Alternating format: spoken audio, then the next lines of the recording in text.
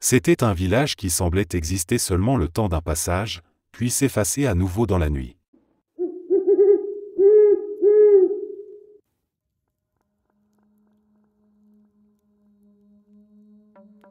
Je ne sais toujours pas si cette histoire compte vraiment, mais elle m'est restée en tête. Mon mari et moi descendions vers la Floride en traversant la campagne de Géorgie. La route semblait interminable, bordée de champs secs et de forêts épaisses, sans la moindre trace de civilisation pendant des kilomètres.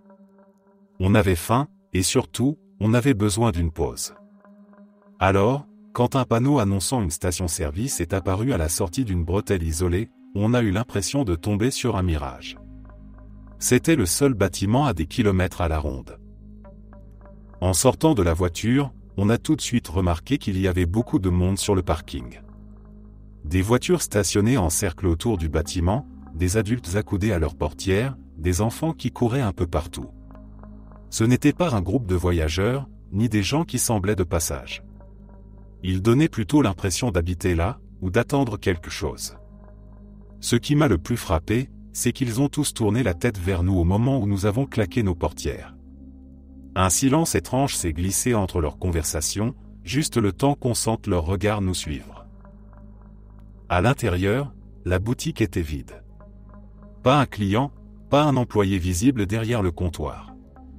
Le néon du plafond clignotait par moments, éclairant les rayons de chips et de boissons d'une lumière tremblotante. On est allé aux toilettes, puis on a flâné un peu dans l'allée des snacks, hésitant sur ce qu'on allait acheter. C'est là que c'est arrivé. La porte s'est ouverte, et tous les gens du parking sont entrés d'un coup, comme si quelqu'un avait donné un signal.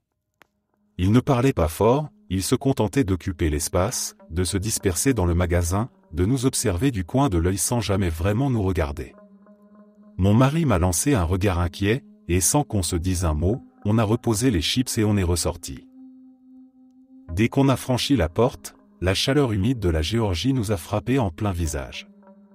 Les gens dehors nous regardaient toujours, immobiles, comme si notre présence venait de déranger quelque chose qu'ils ne voulaient pas partager.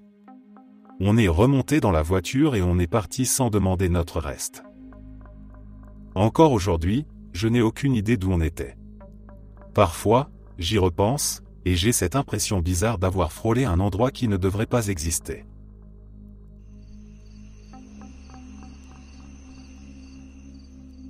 Quand j'étais plus jeune, j'étais un gamin plutôt terrible. Pour essayer de canaliser mon comportement ingérable, et parce que j'étais l'enfant de 2 parents narcissiques, il fut décidé que je travaillerais dans un immense ranch perdu au fin fond de l'Arizona. Il faut dire que j'étais déjà un cavalier plutôt expérimenté, donc le travail à la ferme n'était pas hors de ma portée. Il y a d'ailleurs eu de très bonnes choses qui ont découlé de cette expérience, mais je m'égare. Lors des transhumances, il n'était pas rare de tomber sur des maisons, des campements, voire des villes entières au milieu de nulle part. Chacune de ces découvertes avait son lot de scènes dignes d'un film, mais l'une d'entre elles, je ne l'oublierai jamais. Nous étions en pleine expédition, assez loin dans le désert. Si je me souviens bien, cela faisait facilement 3 semaines que nous étions partis quand nous sommes tombés sur une ville nichée au fond d'un canyon, absolument parfaite, presque trop belle pour être vraie. Et là, au milieu, se trouvait un dîner. Un vieux restaurant typique, tout en chrome, comme ceux de la côte. Nous n'avions pas mangé grand-chose de consistant depuis un moment et le chef de l'équipe m'avait promis un milkshake pour mon anniversaire. J'étais surexcité, même si je trouvais ça un peu étrange, mais après avoir passé autant de temps dans la nature sauvage des États-Unis, plus rien ne m'étonnait vraiment. Nous avons laissé quelques-uns de nos camarades pour surveiller le bétail qui se reposait à l'ombre après avoir traversé un lit de rivière rocheux, et nous sommes descendus dans le canyon pour rejoindre le dîner.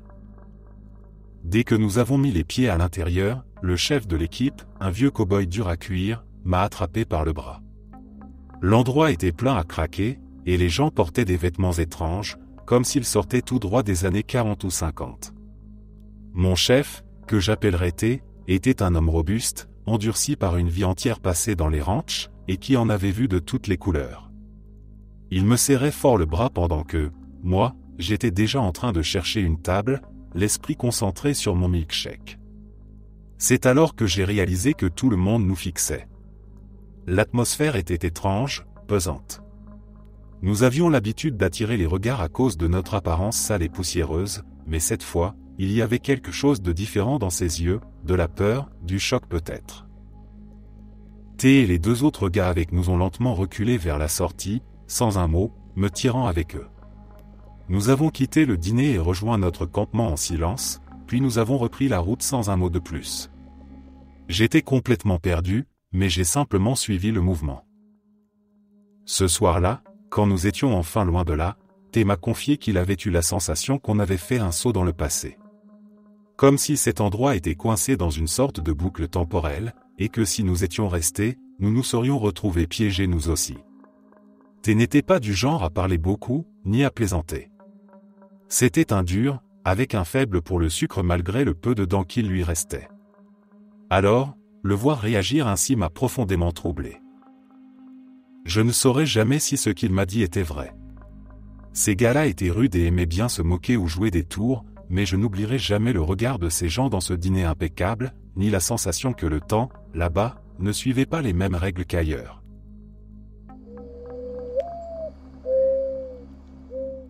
Quand j'étais enfant, nous allions chaque été au camp de mes grands-parents, au bord de l'Hudson, un peu en amont de Waterford et en aval de l'usine de GE. C'était un petit coin tranquille, bordé d'une quinzaine d'autres familles qui installaient leurs tentes et leurs caravanes tout l'été. Les journées s'étiraient entre les balades à vélo, les parties de cache-cache dans les sentiers, les baignades dans la rivière et les rires jusqu'à la tombée du jour. À l'époque, personne ne parlait trop de ce que rejetaient les usines dans l'eau. Plus tard, on a appris que depuis des années, ils déversaient des PCB dans la rivière, avec l'accord de l'État de New York. Quand l'affaire a éclaté, ils ont été contraints de racheter une partie des terrains alentours, dont celui où mes grands-parents passaient leurs étés depuis toujours. Ils ont fini par trouver un autre emplacement, un peu plus au sud, et on s'y est peu à peu habitué. Parfois, pourtant, on repartait en promenade dans les bois pour retourner sur le terrain d'avant. C'était comme une expédition dans un souvenir. Là où jadis il y avait les cris des enfants, les rires au bord de l'eau, les barbecues et la lumière des lampes à pétrole, il ne restait plus rien.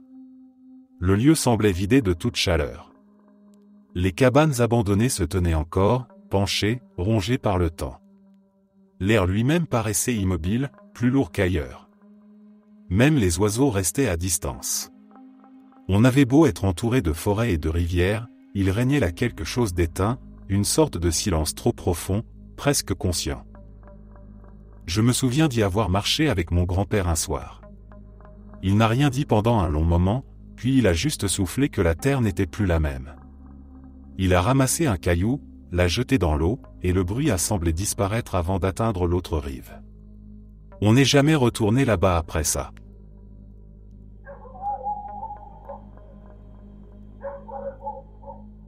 Je suis passionné d'exploration urbaine depuis environ 10 ans. J'ai visité des endroits très isolés, j'ai littéralement des centaines de photos des entrailles éventrées mais indestructibles du bâtiment Buckner à Whittier, en Alaska. J'ai aussi exploré les profondeurs souterraines d'autres lieux, comme les tunnels sous l'université SU dans l'Utah, alors que des milliers de personnes se trouvaient au-dessus pour le festival annuel de Shakespeare. Mais sinistre? Effrayant? Je ne saurais dire quel endroit remporte la palme. J'ai passé pas mal de temps à Twin Arrow et à Two Guns. Twin Arrow n'est qu'un ancien comptoir de commerce abandonné, mais Two Guns, qui se trouve maintenant dans les limites de Winslow et qu'on dit encore « hanté », est sans doute celui qui m'a le plus marqué. C'est, ou c'était, principalement connu comme une ville fantôme, avec ses piscines abandonnées, ses postes délabrés, ses châteaux d'eau rouillés et parfois une ou deux tours à moitié démolies. Pourtant, ce qui m'a réellement troublé à Two Guns, ce n'étaient pas les bâtiments récents en ruine partielle, mais les crevasses qui semblaient s'ouvrir soudainement sous les pieds, béantes et affamées. Elles ressemblaient à des tunnels horizontaux, tordus, hérissés de bords tranchants, et si on y dirigeait une lampe de poche avec le bon angle, on pouvait presque voir des scintillements au fond. Au début, j'ai cru qu'il s'agissait d'anciens sites miniers, mais dans ce cas, pourquoi étaient-ils si bruts, si irréguliers? C'étaient clairement des formations naturelles, et surtout, elles semblaient récentes.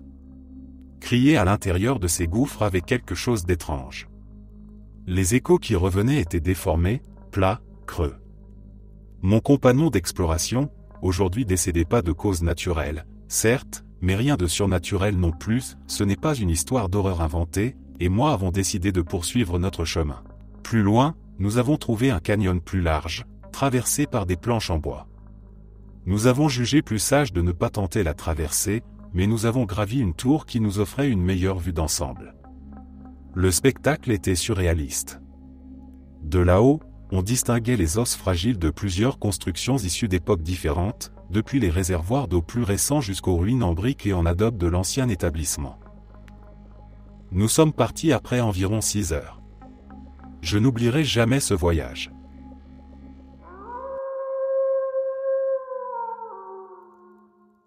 Mes parents et ma petite sœur faisaient un grand voyage à travers l'Ouest américain.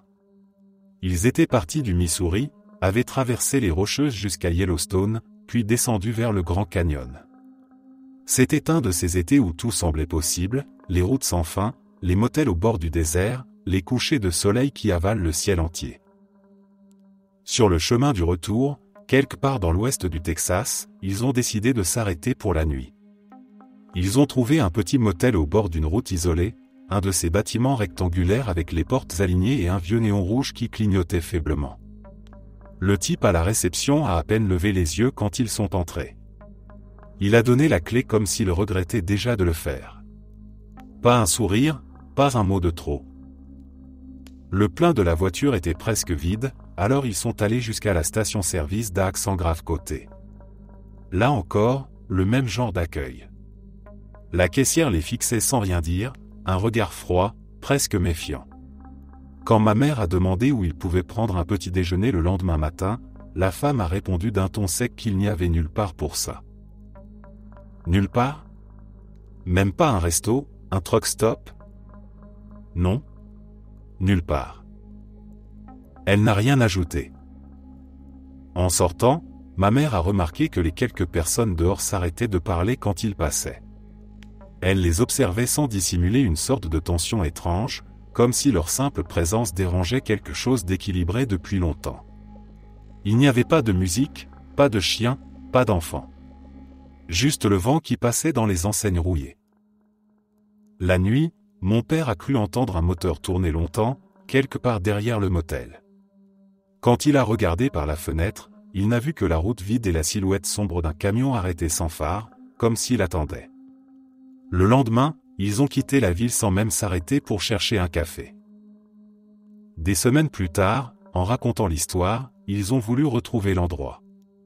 Ils se souvenaient parfaitement du trajet, des kilomètres parcourus, du croisement où ils avaient bifurqué. Pourtant, sur aucune carte, aucun site, ni même sur Google Earth, le nom du bourg n'apparaissait. Rien. Pas de trace du motel, ni de la station-service. C'est comme si cette ville n'avait jamais existé, ou qu'elle ne s'ouvrait qu'à ceux qui ne devraient jamais s'y arrêter.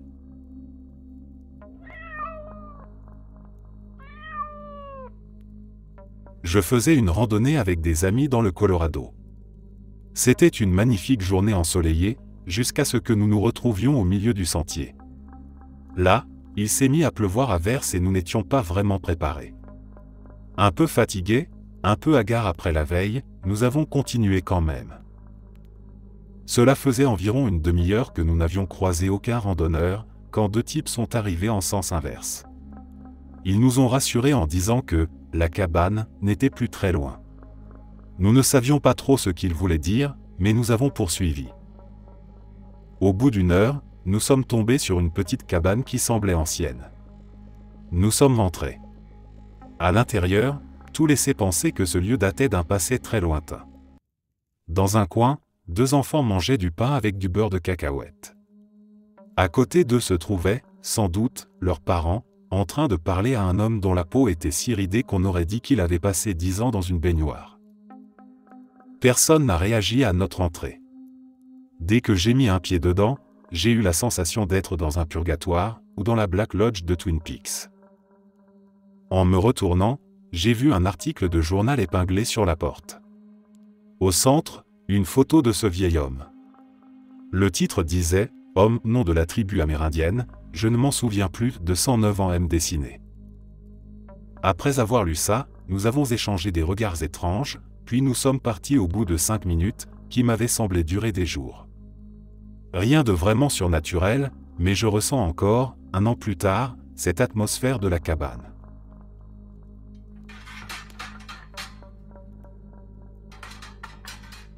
Je logeais chez un ami, dans le quartier financier de New York. Il était parti pour quelques jours et m'avait demandé de m'occuper de son chat. L'appartement donnait sur une rue étroite, calme pour Manhattan, encore marquée par le passage de l'ouragan Sandy. Ce soir-là, je me suis rendu compte assez tard que je n'avais rien mangé. Je suis sorti pour chercher quelque chose de rapide, mais beaucoup de commerces étaient encore fermés ou à moitié reconstruits. Les vitrines vides, les panneaux arrachés, les lampadaires vacillants donnaient au quartier un air d'entre-deux, comme si la ville respirait à peine. Alors que je rebroussais chemin, je suis passé devant une petite boutique éclairée. Une femme se tenait devant la porte, un sourire tranquille, presque détaché. Elle m'a dit d'une voix douce, « Pizza gratuite ». Je me suis arrêté, un peu surpris. Elle a répété la phrase en poussant la porte pour me laisser entrer. À l'intérieur, tout semblait parfaitement ordinaire. Une petite pizzeria avec un comptoir, une odeur de pâte chaude et de tomates, un four encore allumé. Sur le comptoir, plusieurs pizzas entières, fumantes, prêtes à être servies. J'ai pris 2 grandes parts, un peu gêné mais affamé. La femme m'a simplement souhaité bonne soirée. Sur le chemin du retour, j'ai donné une départ au portier de l'immeuble, qui m'a remercié en riant. Puis je suis monté, j'ai nourri le chat et j'ai mangé ma pizza devant la fenêtre, en regardant les lumières du sud de Manhattan revenir peu à peu. Rien de plus banal. Le lendemain, pris d'une curiosité soudaine, j'ai voulu retourner à cet endroit. J'ai refait tout le parcours, rue après rue. Aucune enseigne, aucun local ouvert, rien qui ressemblait à une pizzeria. J'ai demandé à un agent d'entretien et à un livreur, personne ne se souvenait d'un tel endroit. Même le portier, à qui j'avais parlé la veille, a dit ne pas se rappeler m'avoir vu lui donner une part. J'ai refait le tour du quartier plusieurs fois. Toujours rien. Parfois, quand j'y repense, j'imagine cette petite lumière dans la nuit, la chaleur du four, l'odeur du fromage fondu.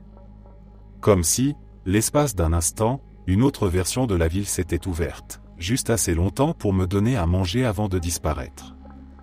Depuis, je l'appelle mon histoire de la pizza fantôme. Cela s'est passé quand j'avais 13 ans. Personne dans ma famille ne veut admettre que c'est arrivé. Les seuls qui auraient cédé à mes arrière-grands-pères, sont malheureusement décédés.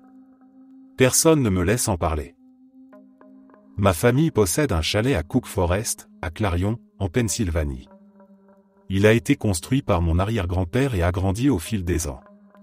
Il est situé dans un petit recoin au bas d'un long chemin de terre qui descend de la route principale. Il y a quelques autres propriétés dans le coin, mais la plupart sont en haut, le long du chemin. Seule une autre se trouve en bas de la colline, à mi-parcours. Ce n'est pas moderne du tout, pas d'internet, pas de réseau mobile, la télé a encore des boutons qu'il faut tourner pour mettre un DVD. C'est très rustique et j'adore ça. La propriété à mi-colline est visible depuis toute la façade de notre chalet, là où se trouve la fenêtre de la cuisine, le parking, le porche et le feu de camp.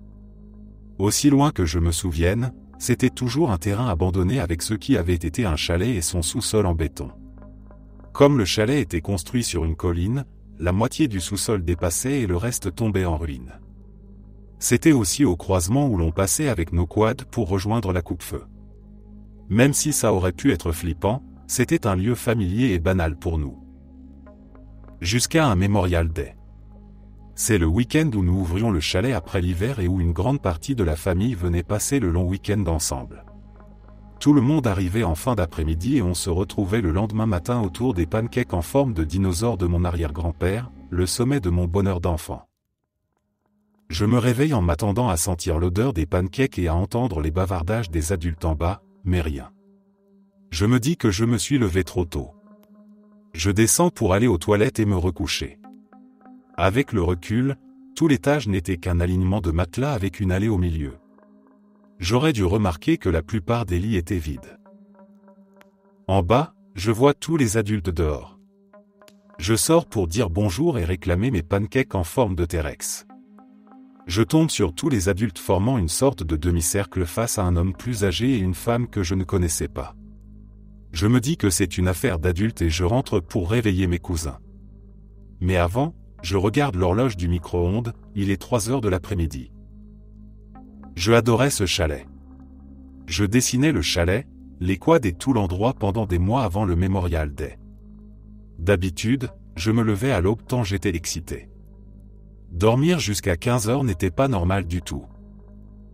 Je réveille mes cousins et quand ils descendent enfin, les adultes sont tous revenus à l'intérieur. Tout le monde est silencieux, puis arrière-grand-père allume la cuisinière et nous excite avec les pancakes dinosaures, ce qui nous rassure un peu. J'étais là avec l'une de mes tantes et mon oncle, sans mes parents.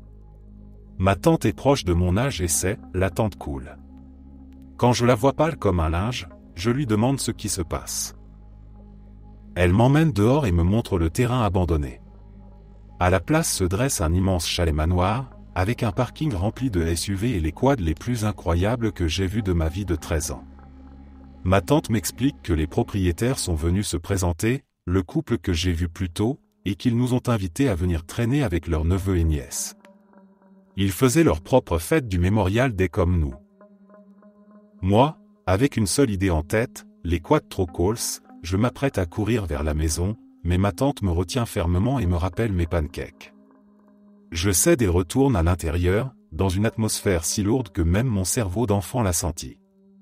Les adultes faisaient semblant d'être normaux et de jouer avec nous, mais quelque chose clochait. J'ai fini par demander ce qu'il se passait, et ma tante m'a tapoté la tête en me demandant si j'avais déjà vu ce manoir, l'année dernière, l'année d'avant, ou des travaux sur ce terrain. Non, mais ils nous ont invités, ils ont des Quad-Trocals, tante bête à les quoi. Un nom général m'a fait presque pleurer, jusqu'à ce que mon grand-père, un colosse des 1m98, se mette à ma hauteur et m'explique qu'il sentait quelque chose d'étrange. Il a dit que le couple n'agissait pas normalement. J'ai cru que ça voulait dire qu'ils étaient malpolis. Il a dit que nous devrions rester entre nous ce week-end. J'ai accepté et nous avons passé la journée occupés à des activités à l'intérieur ou derrière le chalet. Le soir venu, je vois mon arrière-grand-père, vétéran de la Seconde Guerre mondiale, charger 3 fusils de chasse et en donner un à mon grand-père et l'autre à mon oncle, le mari de la tante cool. À ma stupéfaction, ma grand-mère sort un Glock pailleté de son sac. Je m'endors avec l'image de ma petite grand-mère dégommant des méchants avec son pistolet brillant. Le lendemain matin, je me réveille avec l'odeur des pancakes et le bruit des adultes qui discutent. Je suis triste car c'est le jour du départ, mais tout semble redevenu normal. Je descends, je vois qu'il est 7h30 mais je l'ignore et je me mets à dévorer mes pancakes tout en demandant à ma tante à quelle heure on part. Partir ? On ne part que demain. Hein ? Quel jour est-on ? On est samedi, on est arrivé hier soir. Je remarque un doute dans les yeux de ma tante, je sens qu'il se passe quelque chose et je cours dehors. Le terrain abandonné est redevenu en ruine. Je décide d'ignorer tout ça et de profiter de mes balades en quad, et j'oublie vite. Ce n'est qu'en rentrant à l'école qu'on m'appelle au bureau pour me demander pourquoi je n'étais pas là lundi. Je réponds qu'on est lundi, de quoi il parle ? Non, on est mardi, et mon absence était inexpliquée malgré plusieurs appels à mes parents, divorcés, qui n'étaient pas au chalet. Donc soit ma famille m'a fait la blague du siècle, soit je vis dans un univers parallèle où je peux dormir jusqu'à l'après-midi. Mes amis et moi marchions à travers les bois qui longeaient un immense campus universitaire, quand nous sommes tombés sur une clairière. En son centre se dressait un vaste complexe industriel abandonné, sans la moindre lumière, envahi par la végétation. Un vieux chemin craquelé, à moitié avalé par les herbes, semblait s'enfoncer vers un endroit que personne n'avait cherché à atteindre depuis longtemps. Tout autour, il y avait des carcasses d'autobus scolaires rongés par la rouille, des pans de murs isolés, posés là sans logique, couverts d'inscriptions, d'avertissements et de symboles effacés. On aurait dit des morceaux épars d'un immense puzzle industriel. Certains panneaux portaient des marquages liés à la radiation, vestiges d'un ancien projet d'abri anti-atomique de la guerre froide, jamais achevé. D'après ce qu'on a appris plus tard, l'université avait fait construire, des décennies auparavant, une centrale électrique censée alimenter tout le campus. Le projet avait échoué avant même d'être pleinement opérationnel, et l'endroit avait été rayé des cartes officielles. Découvrir tout ça, perché comme on l'était, relevait presque du rêve éveillé. L'air sentait le métal humide et les feuilles pourries, les murs reflétaient la lumière de nos lampes frontales comme s'ils attendaient encore de servir. On s'est promené un moment, silencieux, entre les ombres, en essayant d'imaginer la vie qu'il y avait ici avant que tout s'arrête. Puis, avant de repartir, on a embarqué quelques vieux panneaux pour souvenirs, comme si c'était un trophée d'un endroit qui n'existait plus vraiment.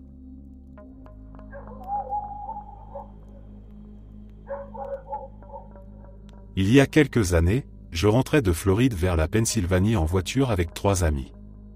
Il était tard, probablement entre 1 et 3 heures du matin, et nous nous trouvions quelque part en Caroline du Nord. Nous allions bientôt manquer d'essence, alors nous avons décidé de prendre la prochaine sortie qui avait une station-service. Dès que j'ai pris la sortie, tout est devenu complètement noir. Il n'y avait aucun lampadaire le long de la rampe ni sur les routes devant nous. Les seules lumières venaient de mes phares et des feux de la route 95 derrière nous. Cette obscurité totale me mettait déjà mal à l'aise, surtout que ma vision n'est pas très bonne et devient franchement mauvaise dans le noir. Mais nous avions vraiment besoin d'essence, alors nous avons continué. En roulant vers la station, le seul bâtiment que nous avons vu était une immense église ancienne.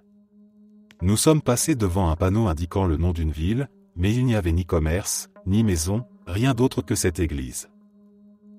Quand nous sommes enfin arrivés à la station-service, nous avons vu une série de statues géantes d'animaux de ferme disposées à l'extérieur du bâtiment.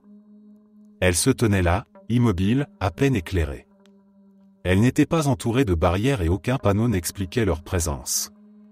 Si c'était censé être une attraction, c'était au mieux très confus. Mais le plus étrange s'est produit à l'intérieur de la station.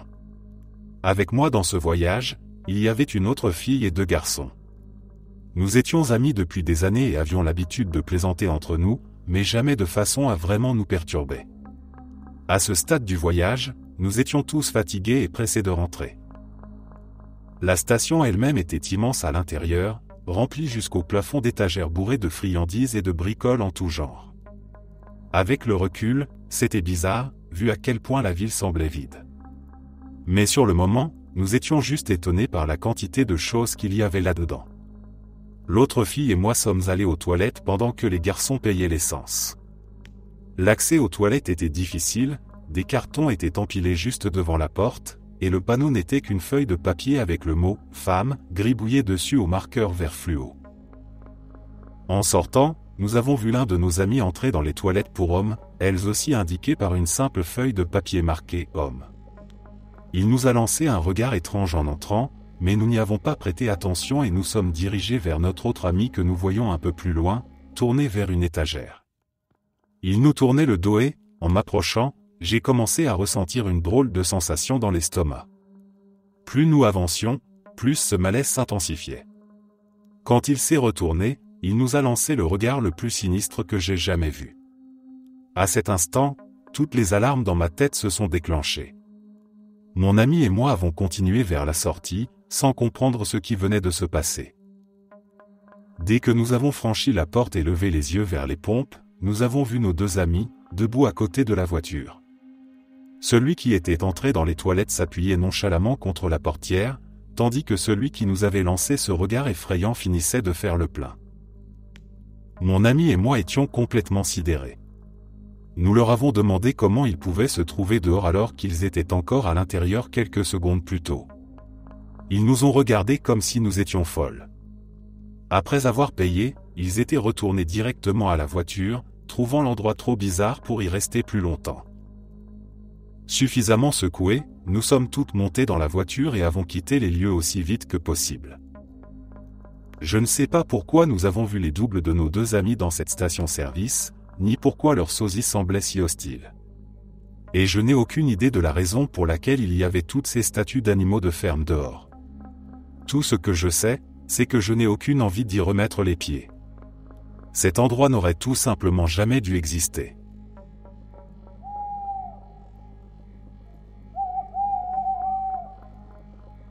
Dans le nord-est de l'Ohio, plus de 23 000 acres de terre sont consacrés au parc national de la vallée de la Cuyahoga. C'est un endroit vaste et plein de vie, traversé de sentiers, de forêts denses et de collines verdoyantes qui semblent s'étendre à l'infini. Par une journée d'été lourde et humide, il y a plusieurs décennies, bien avant les téléphones portables et les GPS, j'avais décidé de partir en randonnée. Tout se passait bien jusqu'à ce qu'un orage éclate sans prévenir. Le tonnerre roulait au-dessus des arbres, la pluie tombait avec une force telle qu'en quelques minutes, j'étais trempé jusqu'aux os. L'eau s'infiltrait dans mes chaussures, et chaque pas faisait un bruit d'éponge gorgée. J'ai décidé d'essayer de trouver une route pour me mettre à l'abri. J'avais parcouru ce parc des dizaines de fois, je pensais connaître les chemins par cœur, mais ce jour-là, impossible de retrouver mes repères. Le ciel sombre rendait tout uniforme, et les collines m'enfermaient dans une sorte de labyrinthe de feuillage. Peu à peu, j'ai senti une pointe d'angoisse. Tout autour, la forêt bruissait sous la pluie, épaisse et muette à la fois. Finalement, je suis tombé sur une vieille clôture que j'ai suivie, pensant qu'elle me mènerait à une propriété ou une route. Après un long moment à marcher dans la boue, le grillage s'est interrompu, et j'ai débouché sur une rue. C'était une route bordée de maisons, mais quelque chose clochait. Les façades étaient couvertes de mousse, les pelouses hautes comme des champs, les fenêtres opaques de crasse. Pas une voiture, pas un bruit. Les poteaux électriques penchaient dangereusement, certains câbles pendaient au sol. Des arbres avaient poussé à travers les grilles d'égout. J'ai marché lentement, le cœur serré, avec l'impression que tout ce quartier avait été abandonné d'un coup, comme si le temps s'était arrêté. La pluie avait ralenti, mais l'air restait étouffant. J'ai continué à avancer, cherchant une issue, et au bout d'une vingtaine de minutes, la route a fini par déboucher sur une zone entretenue, puis sur un petit bourg que je connaissais. Je ne saurais jamais ce qu'était cet endroit. Peut-être un ancien lotissement oublié, une rue effacée des plans, avalée par la nature. Mais chaque fois que je repense à cette marche, à cette portion de route déserte au milieu du parc, j'ai l'impression d'avoir traversé un endroit en dehors du monde, un morceau d'Ohio que plus personne n'était censé trouver.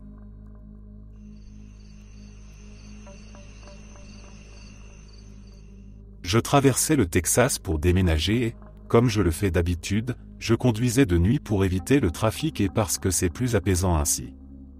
Je traversais le centre du Texas en direction du nord-ouest, et voir le paysage des collines se transformer en désert sous la pleine lune était vraiment impressionnant. Bref, je conduisais avec ma femme de l'époque et nous commencions à manquer d'essence. Par chance, nous arrivions dans une toute petite ville sans nom et nous avons aperçu une vieille station-service au détour d'un virage. Cette scène s'est déroulée vers 2 heures du matin. Cette ville n'avait qu'une seule route et cette station se trouvait tout au bout, à la sortie. Quand je dis vieille, je veux dire vraiment très vieille. C'était le genre où on ne peut pas payer d'avance. On soulève simplement la poignée de la pompe et on entend le moteur intérieur lutter pour faire remonter l'essence du réservoir. Il y avait encore ces vieux compteurs mécaniques, rien d'électrique dessus. Comme j'étais jeune à l'époque, je n'en avais jamais vu. Je suis donc entré dans la boutique pour payer l'essence avant de faire le plein.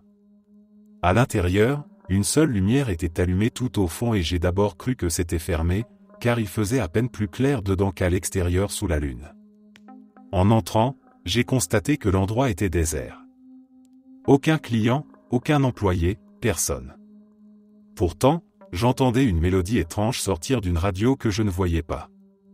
Un vieux morceau entraînant de piano jouait quelque part derrière un coin et j'ai entendu des bruits de pas quand je me suis approché de la source.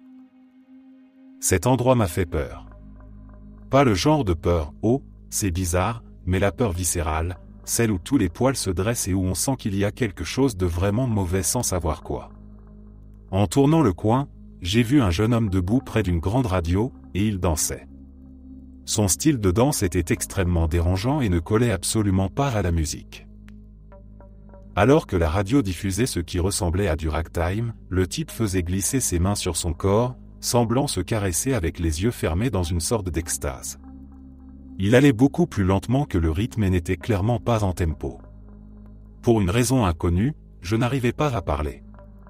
Je ne pouvais même plus bouger. J'étais comme en transe alors que tout en moi hurlait de partir.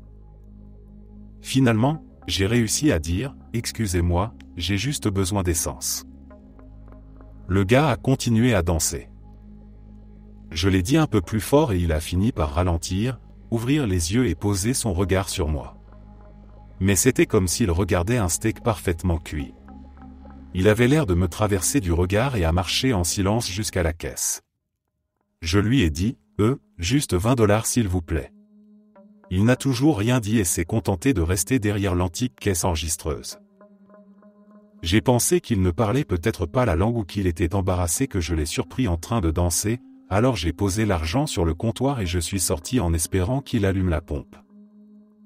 J'ai fait le plein, raconté à ma femme la scène bizarre à l'intérieur, et j'ai coupé la pompe pour arrêter le bruit horrible du moteur intérieur qui luttait pour remonter l'essence. Le plus étrange, c'est qu'en partant, j'ai regardé par la vitre et le gars était toujours là, debout derrière le comptoir. Cela peut sembler normal, mais mon argent était toujours sur le comptoir devant lui. C'était comme s'il était un robot qui s'était éteint dès que je suis parti. Et là où ça devient vraiment bizarre, c'est que quelques mois plus tard, je retournais à San Antonio pour rendre visite à ma famille. Nous avons décidé de repasser à cette vieille station-service pour la voir en plein jour, car c'était devenu une sorte de blague entre nous. Nous sommes arrivés dans cette minuscule ville et la station n'était plus là. Le terrain où elle se trouvait à la fin de la route n'existait même plus. Il n'y avait que de l'herbe. Pas de gravats, pas de vieilles pompes, pas de lampadaires. Rien. C'était comme si quelqu'un l'avait soulevé et emporté. Cela donnait l'impression que rien n'avait existé là depuis des années. J'en frissonne encore rien qu'à y penser.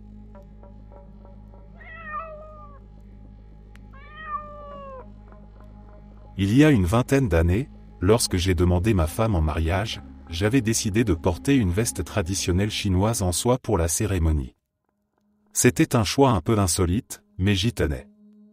Le problème, c'est qu'à l'époque, je vivais dans une région rurale du Yorkshire, et ce genre de vêtements était pratiquement introuvable. Les commandes en ligne n'existaient pas encore vraiment, et les quelques grands magasins des villes alentours n'en vendaient pas. J'ai passé plusieurs mois à chercher. J'écrivais, j'appelais, je me déplaçais, sans succès. Puis un jour, en me promenant avec ma fiancée dans la petite ville voisine, on est tombé sur une boutique que je n'avais jamais remarquée auparavant. Elle se distinguait immédiatement des autres, la vitrine n'exposait que des vestes chinoises en soie, rien d'autre. Pas de décoration superflue, pas de publicité, juste ces vêtements colorés suspendus sur des portants, comme s'ils attendaient que quelqu'un vienne les réclamer. Le magasin était tenu par un couple chinois, ce qui, dans cette région, était déjà en soi assez étonnant. Il n'y avait presque pas de communauté asiatique dans les environs, et je n'arrivais pas à imaginer à qui ils pouvaient bien vendre. En entrant, j'ai tout de suite vu la veste, le modèle exact que je cherchais depuis des mois, à ma taille, dans la bonne couleur, comme si elle avait été faite pour moi. Je l'ai achetée sans hésiter, et c'est celle que j'ai portée le jour de mon mariage. Quelques semaines plus tard, je suis repassé en ville, curieux de revoir la boutique. Mais à l'emplacement exact où elle se trouvait, il n'y avait rien. Pas de devanture, pas de panneau, rien qui indique qu'un commerce ait jamais existé là. Le local semblait fermé depuis longtemps, les vitres poussiéreuses, les volets tirés. Je me suis longtemps demandé si j'avais rêvé. Peut-être avait-il déménagé, ou fermé aussitôt après ma visite.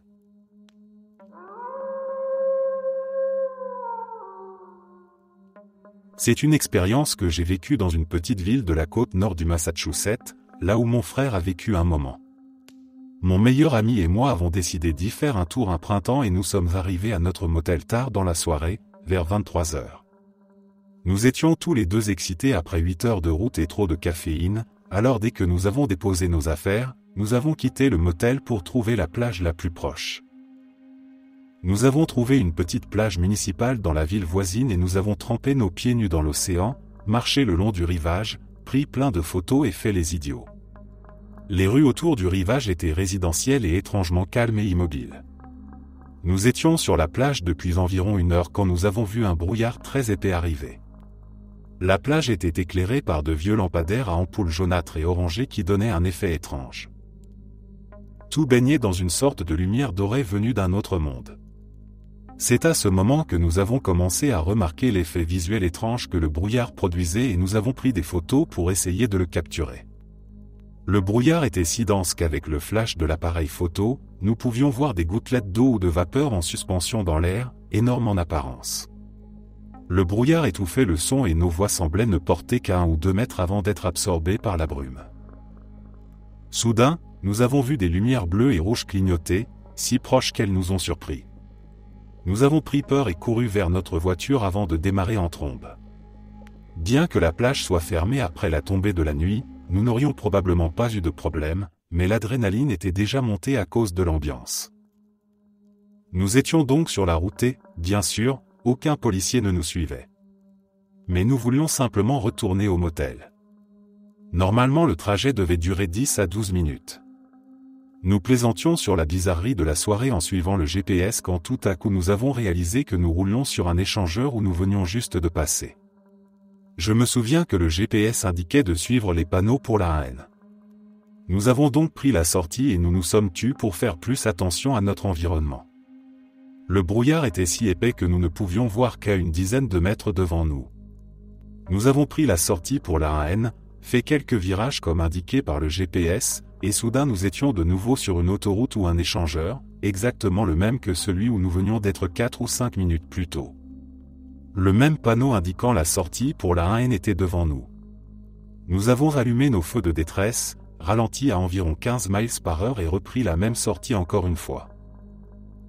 1 minute ou 2 plus tard, nous avons tous les deux réalisé que l'itinéraire que nous suivions était le même que celui d'il y a quelques minutes.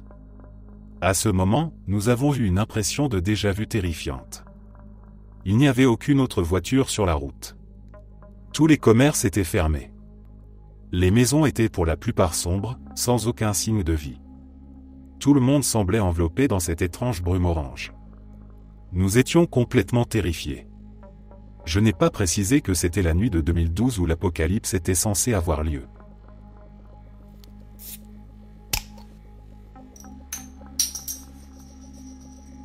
Une fois, je faisais la route entre Saint-Louis et Nashville avec un ami. Nos téléphones étaient tombés en panne tous les deux, et on avait fini par se perdre un peu. En essayant de retrouver notre chemin, on s'est retrouvé à traverser une ville appelée Cairo, dans l'Illinois. Je crois que je n'oublierai jamais cette traversée. Dès qu'on est rentré dans la ville, quelque chose paraissait faux. Comme si on roulait dans un décor abandonné. Les bâtiments, pourtant beaux autrefois, se dressaient encore, mais leurs façades s'effritaient, les vitres étaient brisées, les enseignes pendaient, battues par le vent. L'air semblait lourd, figé, et la lumière du soir rendait tout encore plus irréel. Des gens erraient dans les rues, lentement, sans but apparent. Ils marchaient sans se parler, comme s'ils attendaient quelque chose qui ne venait jamais. Aucun bruit de circulation, juste le ronronnement de notre moteur et le crissement des pneus sur l'asphalte fissuré. On avait l'impression d'être entré dans un endroit oublié du reste du monde, un lieu que le temps avait décidé de contourner. Mon ami m'a lancé un regard nerveux, et sans qu'on ait besoin d'en discuter, on a accéléré. En quittant Cairo, je me suis retourné une dernière fois. La ville disparaissait derrière nous, engloutie par le silence, et j'ai eu cette étrange sensation qu'elle n'aurait peut-être pas dû exister, ou du moins, plus depuis longtemps.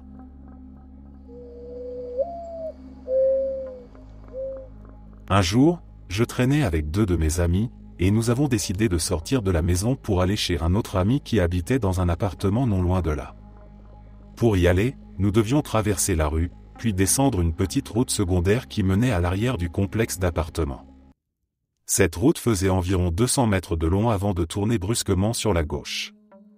À l'extrémité se trouvait un fossé profond, au moins 2 mètres de profondeur et 3 mètres de large. En arrivant sur la route, nous avons vu une voiture dans le fossé, comme si elle y avait foncé tout droit. Nous nous sommes approchés pour voir, et nous avons aperçu quelqu'un assis sur le siège conducteur, penché sur le volant, les yeux fermés. L'un de mes amis et moi étions sur le point de descendre dans le fossé pour aider, quand notre 3e ami nous a attrapés par le bras et a secoué la tête. « N'y allez pas. C'est un piège. » Nous nous sommes regardés, réalisant qu'il avait peut-être raison. Nous avons continué notre chemin vers les appartements, environ 100 mètres plus loin, et sommes montés chez notre ami. Une fois à l'intérieur, nous nous sommes tournés vers notre camarade et lui avons demandé « un piège ». Sérieusement ? Conscients du ridicule de la phrase, nous avons ri et décidé d'aller vérifier à nouveau. Nous avons couru jusqu'au virage, la voiture avait disparu. Aucune trace dans le fossé, ni marque de pneus, ni signe d'accident. Rien. Nous avions été absents 2, peut-être 3 minutes. Pas assez longtemps pour sortir une voiture de là.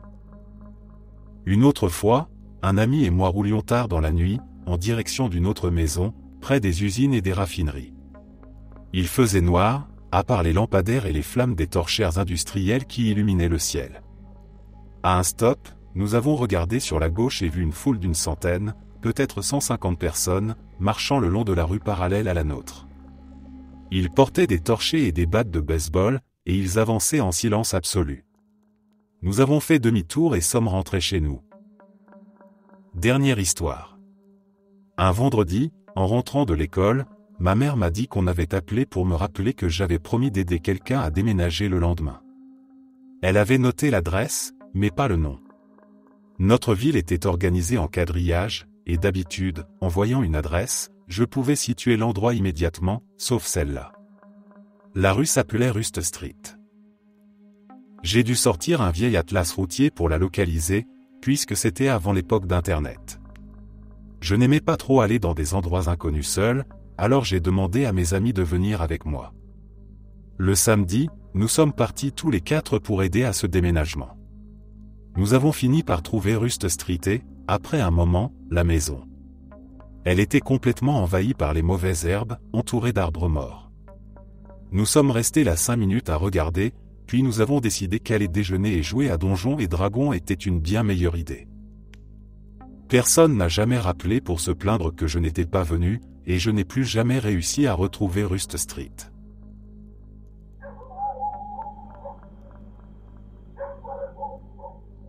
Un groupe d'amis et moi avons décidé de faire une petite virée en voiture un samedi après-midi dans la campagne de Caroline du Sud. On s'était dit qu'on allait simplement rouler, prendre la direction du sud-ouest, et voir si on trouvait des antiquaires, des cimetières, des bâtiments abandonnés et ce genre de choses.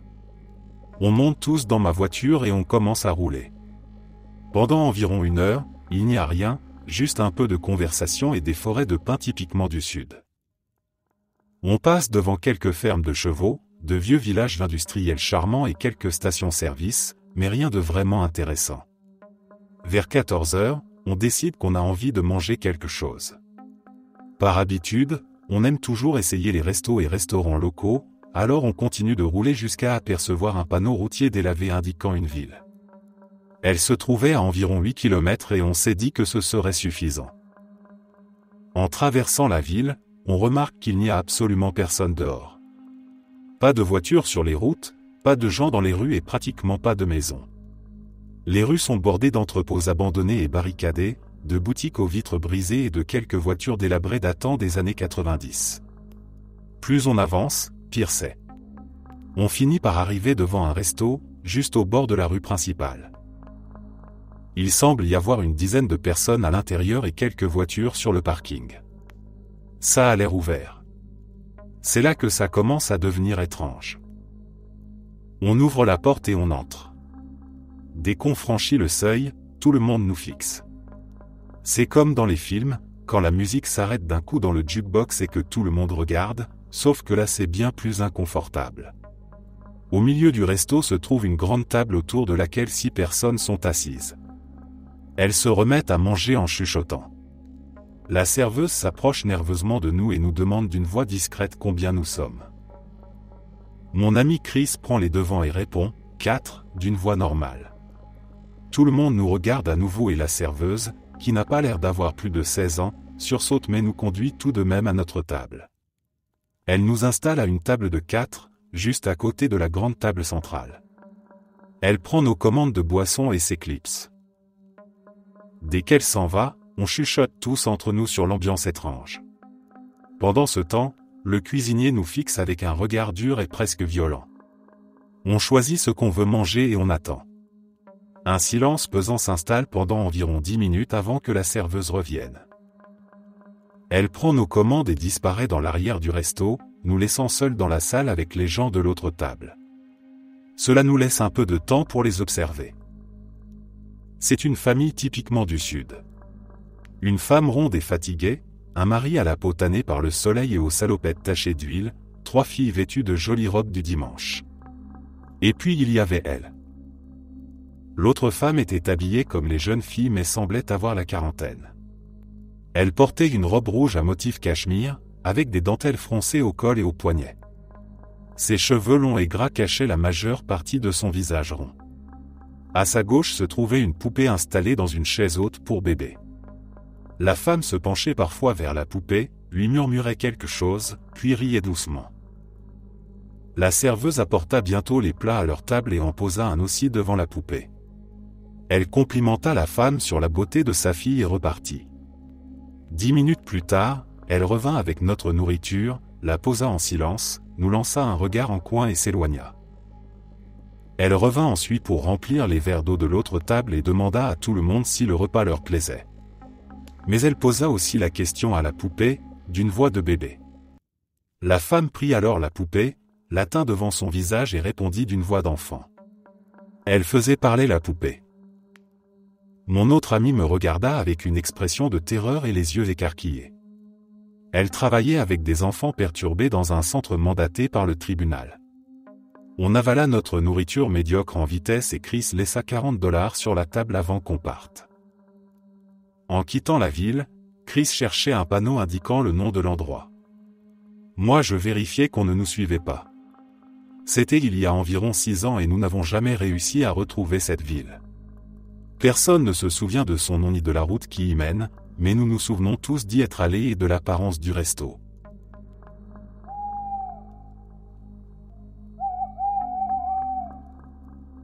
Cette histoire se déroule au milieu des années 90, à une époque où les téléphones portables et le GPS n'étaient pas encore courants.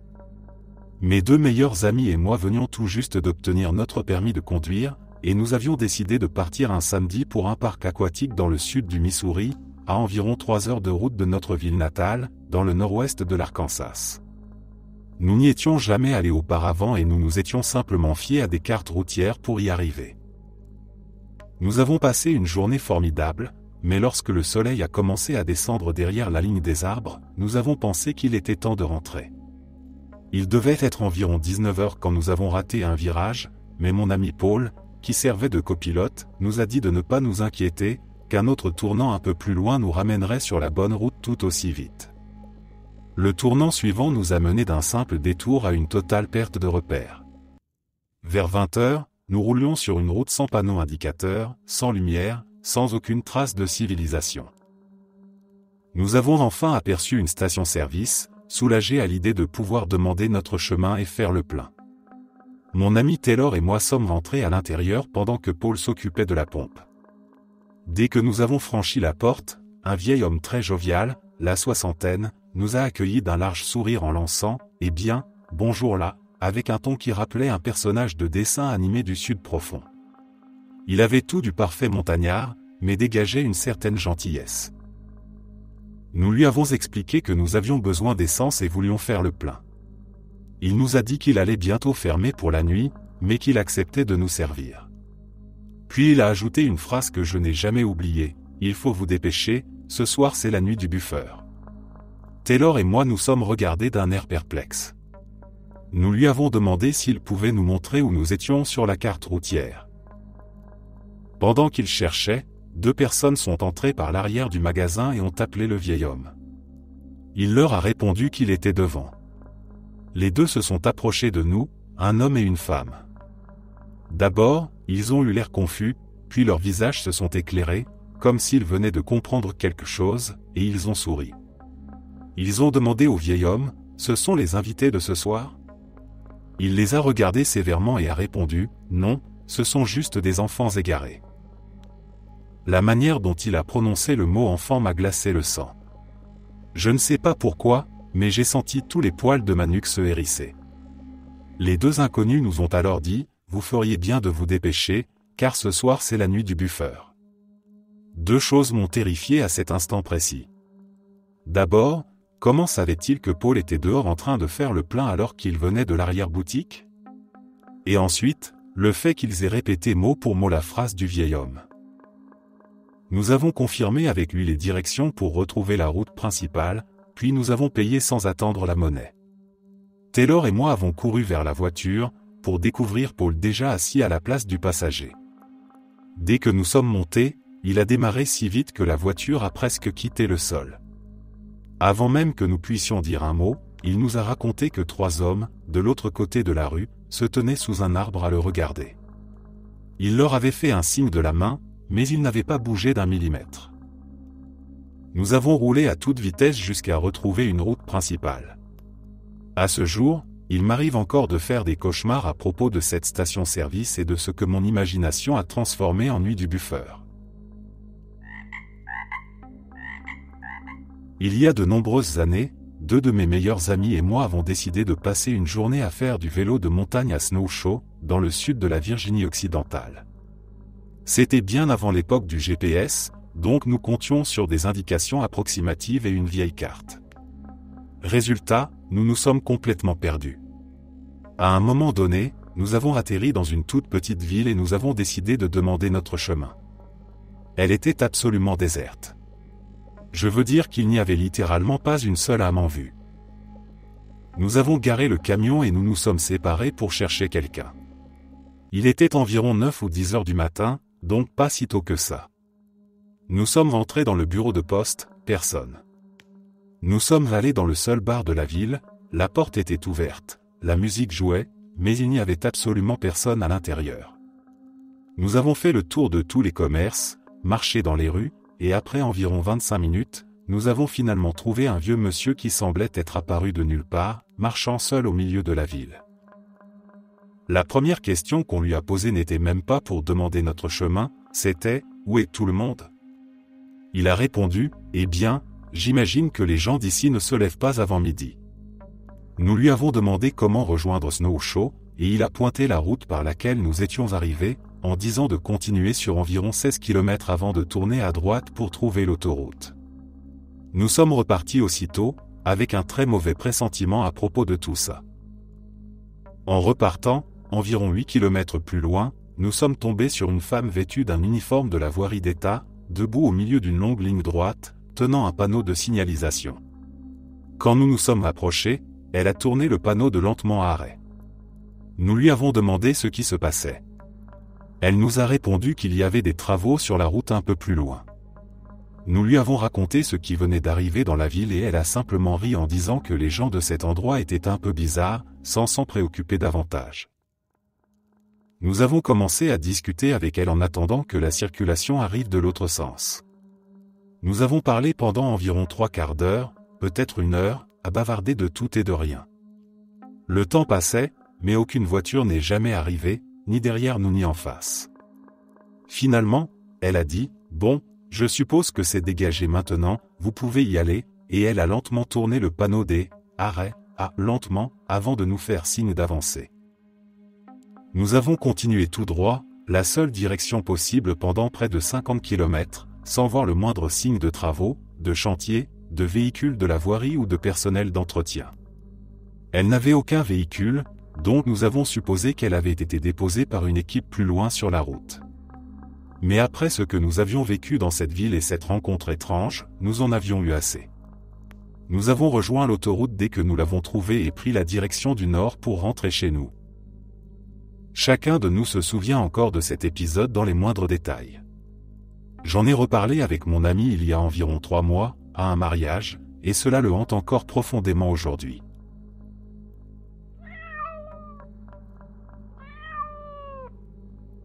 Mon ami parlait avec une nouvelle fille, et nous étions partis repérer où elle habitait pour qu'ils ne se perdent pas lors de leur prochain rendez-vous. En route, nous avons pris un mauvais tournant. Après une légère descente, la route s'est brusquement élevée jusqu'à ce que nous traversions des voies ferrées et tombions sur une clôture d'environ 6 mètres de haut, faite de grands poteaux en bois aussi épais que des poteaux téléphoniques. Il y avait un portail ouvert, alors nous sommes entrés. À l'intérieur, il n'y avait qu'une seule route formant une boucle qui serpentait à travers tout le complexe, assez large pour une seule voiture. Une seule entrée, une seule sortie. Au centre se dressait un grand dôme, ou peut-être une église. Autour, les maisons étaient toutes carrées, à 2 étages, peintes de couleurs vives mais étranges. Sur un côté, on voyait une piscine communautaire vidée, avec de l'herbe qui poussait dans le bassin. Tout au fond de la boucle, parfaitement alignée, se trouvaient entre 50 et 70 portes de garage pour une seule voiture, côte à côte. Aucune maison ne semblait en posséder un. Il régnait un silence anormal. Tandis que nous passions devant les maisons, les habitants sortaient lentement pour nous observer. La boucle n'était pas très grande, et nous avons fini par revenir au point de départ. En franchissant à nouveau le portail, certaines personnes se sont avancées, nous suivant du regard jusqu'à ce que nous disparaissions. Je n'ai jamais rien vu de semblable. Leur site internet est protégé par un mot de passe, et leur page Facebook est privée. La seule partie visible indique qu'il s'agit d'une communauté d'été fondée à l'origine comme camp méthodiste, qui organise encore des offices religieux, et où les maisons ne peuvent être vendues qu'à des membres de la même famille. Toute l'atmosphère du lieu dégageait quelque chose de profondément inquiétant. Depuis, nous essayons d'y repasser au moins une fois par an, lorsque le portail est ouvert.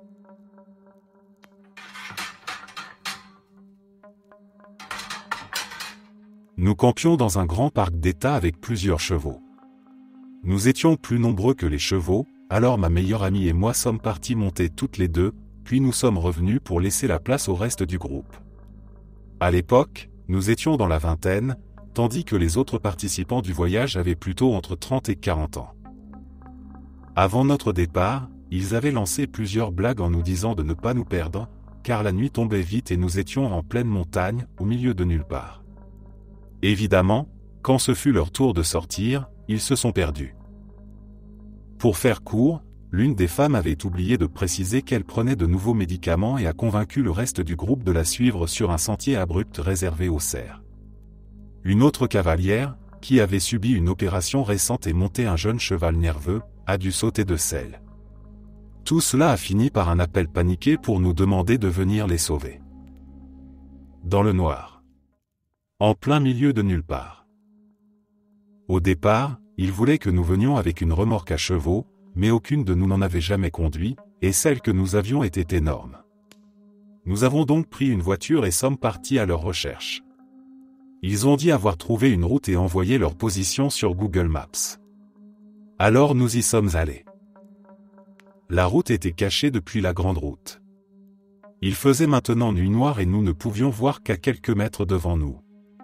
Le chemin s'est rapidement transformé en route de gravier, rétrécissant de plus en plus à mesure que nous avancions.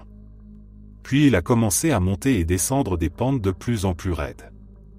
Nous plaisantions encore, riant pour détendre l'atmosphère, jusqu'à ce que nous tombions sur une maison. C'était une de ces vieilles fermes dont on se dit immédiatement qu'elle ne devrait plus être habitée. Elle semblait prête à s'effondrer, le terrain était couvert de fils barbelés et de toutes sortes d'objets rouillés. Sur le porche, une silhouette sombre nous observait à mesure que nous approchions. C'était probablement une personne. En tout cas, ça y ressemblait. Mais comme je l'ai dit, il faisait très sombre. Nous avons fini par retrouver nos amis, fait demi-tour avec la voiture et embarqué ceux qui devaient rentrer. Ma meilleure amie et moi nous sommes relayés pour conduire et guider les chevaux, la voiture ouvrant la marche lentement. La route était trop raide, les chevaux fatigués et nerveux, les cavaliers contrariés, et nous savions qu'il faudrait traverser la grande route dans le noir pour rejoindre le camp, car c'était le seul chemin possible. Je ne l'ai jamais mentionné à personne, mais sur le trajet du retour, la maison n'était plus là.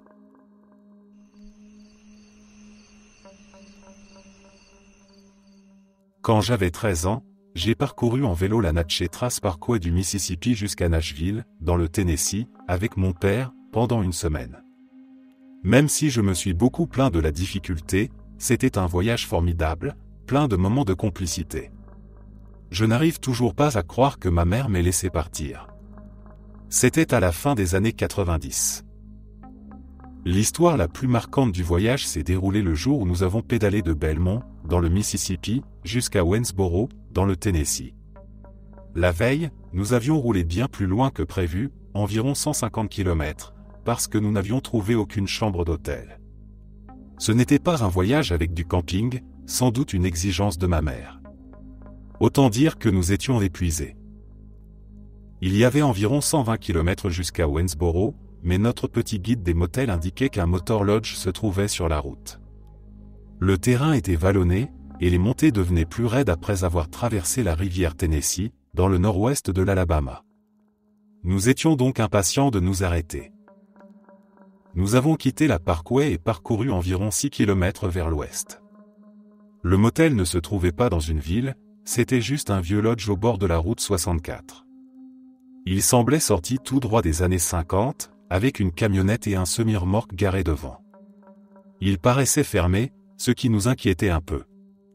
Rien d'autre n'était indiqué dans notre guide, nous étions morts de fatigue, et il n'y avait pratiquement personne qui vivait dans cette région du Tennessee. Mais nous sommes entrés, et effectivement, un couple se trouvait derrière le comptoir, prêt à nous donner une chambre. Mieux encore, ils avaient un petit restaurant qu'ils essayaient de rouvrir et nous ont invités à dîner avec eux. Génial, bien sûr qu'on voulait dîner là. Nous avons pris une chambre, et nous étions les seuls clients, à part le chauffeur du camion. En ouvrant la porte, on a découvert un vrai taudis. Les murs étaient recouverts de vieux panneaux imitation bois complètement défraîchis.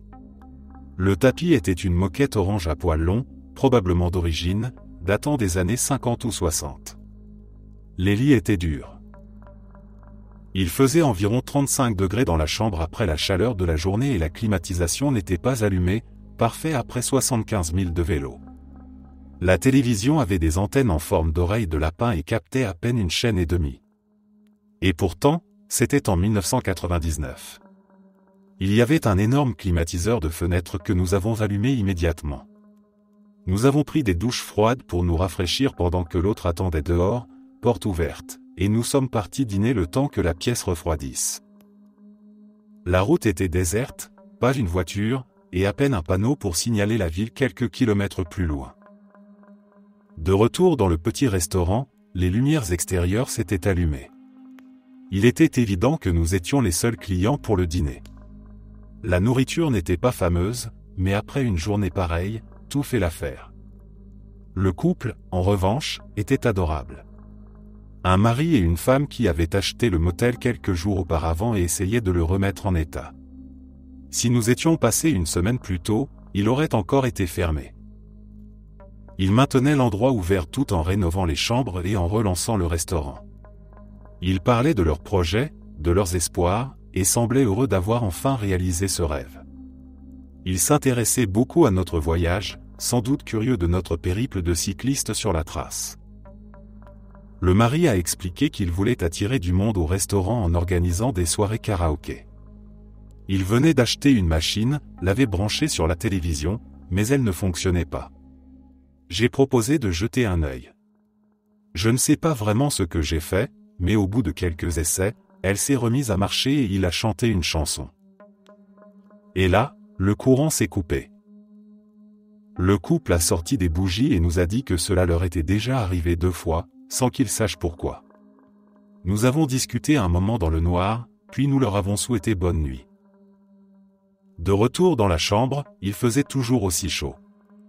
Mon père et moi avons parlé du lieu, et il m'a dit que leur projet ne tiendrait probablement pas longtemps, ce qui était dommage car c'était des gens bien. Nous nous sommes couchés dans nos lits inconfortables. Le courant est revenu avant minuit. Le lendemain matin, nous avons pris un bon petit déjeuner au restaurant. Le couple s'est excusé pour la coupure de courant. Nous leur avons dit que ce n'était pas grave, que nous étions contents qu'ils soient là. Nous nous sommes souhaités bonne chance mutuellement et nous sommes repartis. Quelques jours plus tard, après être arrivés à Nashville, nous avons pris un bus pour revenir chercher notre minivan et rentrer chez nous. Nous avons décidé de repasser par le motel pour leur dire bonjour. Le lieu était fermé, porte verrouillée, plus personne. J'ai essayé de retrouver l'endroit depuis, mais il a été démoli depuis longtemps. Je sais que leur affaire n'a pas tenu, mais ils avaient essayé, et ils avaient été des hôtes d'une gentillesse rare.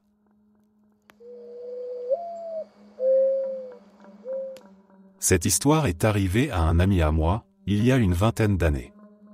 À l'époque, il travaillait comme installateur de fenêtres à double vitrage, ce qui l'amenait souvent à se déplacer un peu partout dans le Kent et le sud-est de l'Angleterre avec son équipe. Un soir, ils terminaient un chantier pas très loin de chez eux et avaient décidé de rentrer plutôt que de passer la nuit dans une auberge. Ils ont pris la route assez tard, et la nuit était déjà bien installée. Les phares découpaient la campagne anglaise en fragments jaunes et noirs, et le silence de la route donnait une impression d'isolement. Il faisait froid, personne ne marchait sur les bas-côtés. Après un long moment à traverser des collines et des bois, ils ont traversé un petit village sans histoire. Rien d'extraordinaire, un pub, une petite boutique d'angle, quelques cottages serrés les uns contre les autres. Le genre d'endroit qu'on oublie aussitôt après être passé.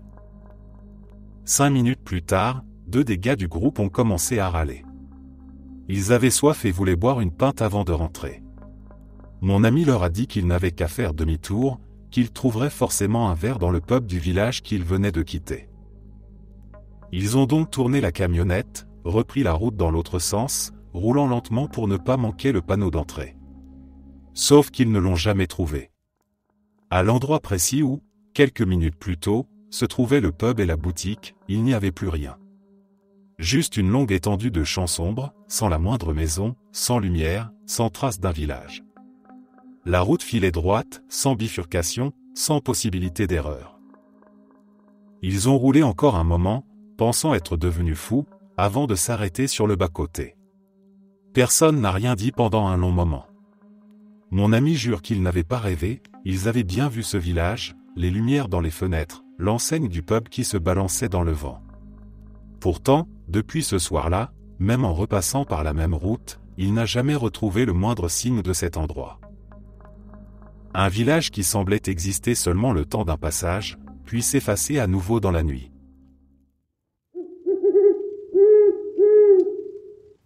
Merci d'être resté jusqu'à la fin. N'oubliez pas d'aimer la vidéo, de vous abonner et de partager vos propres histoires en commentaire. On se retrouve demain à la même heure devant ce feu.